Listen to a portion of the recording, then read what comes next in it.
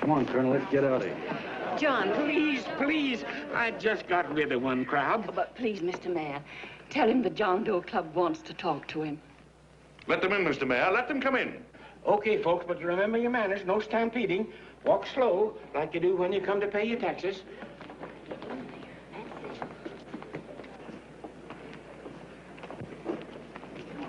Okay. All right, give me a chance. Come right in. My name's Bert Hanson, Mr. Doe. I'm the head soda jerker at Schwabacker's drugstore. Well, sir, you see, me and my wife, we heard your broadcast, and we got quite a bang out of it, especially my wife. Kept me up half the night saying, that man's right, honey. The trouble with the world is nobody gives a hoot about his neighbor. That's why everybody in town's sore and cranky at each other. And I kept saying, well, that's fine, but how's a guy gonna go around loving the kind of neighbors we got?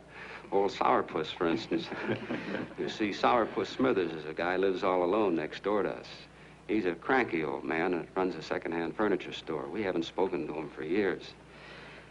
I always figured he was an ornery old gent that hated the world because he was always slamming his garage door and playing the radio so loud he kept half the neighbors up. Well, anyway, the next morning I'm out watering the lawn and I look over and there's Sourpuss on the other side of the hedge straightening out a dent in his fender. And my wife yells to me out the window. She says, go on, speak to him, Bert. And I figured, well, heck, I can't lose anything, so I yelled over to him, good morning, Mr. Smithers. He went right on pounding his fender. Was I burned? So I turned around to give my wife a dirty look, and she said, louder, louder, he didn't hear you. So in a voice you could have heard in the next county, I yelled, good morning, Mr. Smithers. Well, sir, you could have knocked me over with a feather. Old Sourpuss turned around, surprised-like, and he put on a big smile, came over and took my hand like an old lodge brother, and he said, good morning, Hanson. I've been wanting to talk to you for years, only I thought you didn't like me. And then he started chatting away like a happy little kid, and he got so excited his eyes all. Well, Mr. Doe, before we got through, I found out Smithers is a swell egg, only he's pretty deaf, and that accounts for all the noises. And he says it's a shame how little we know about our neighbors. And then he got an idea, and he said, how's about inviting everybody someplace where we can all get together and know each other a little better? Well, I'm feeling so good by this time, I'm ripe for anything, so Smithers goes around the neighborhood inviting everybody to a meeting at the schoolhouse, and I tell everybody that comes in the store, including Mr. Schwabacker, my boss. I'm talking too much. Well, I'll be doggone if 40 people don't show up. Of course, none of us knew what to do, but we sure got a kick out of seeing how glad everybody was just to say hello to one another.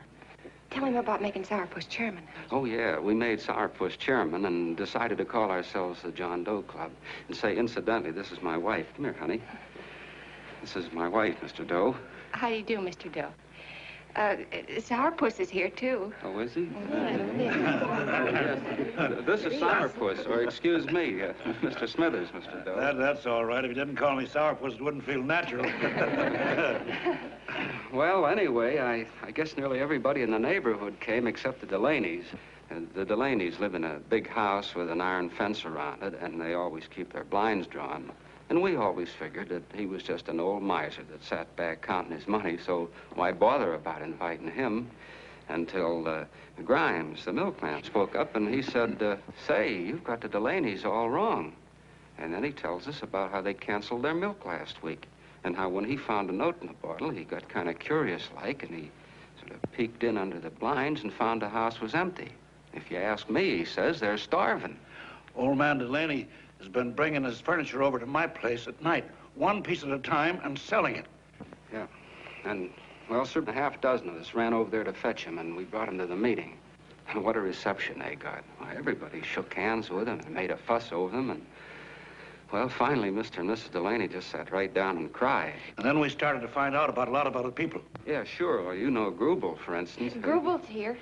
See?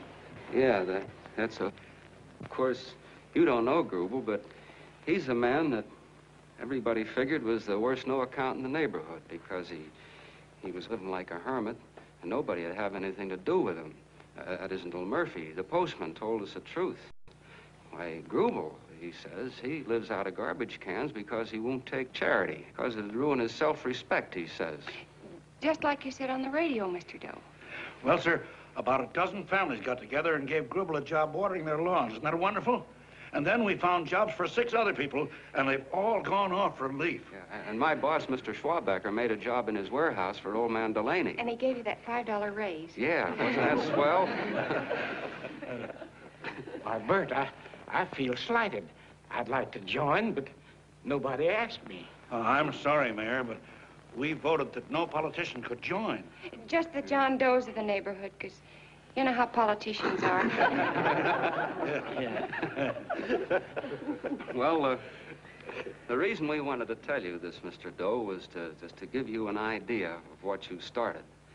And from where I'm sitting, I don't see any sense in you jumping off any building. No. Well, thank you for listening. Goodbye, Mr. Doe. You're a wonderful man, and it strikes me you can be mighty useful walking around for a while.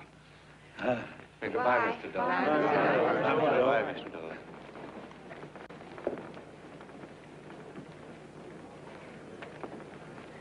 I'm Mrs. Delaney, Mr. Doe.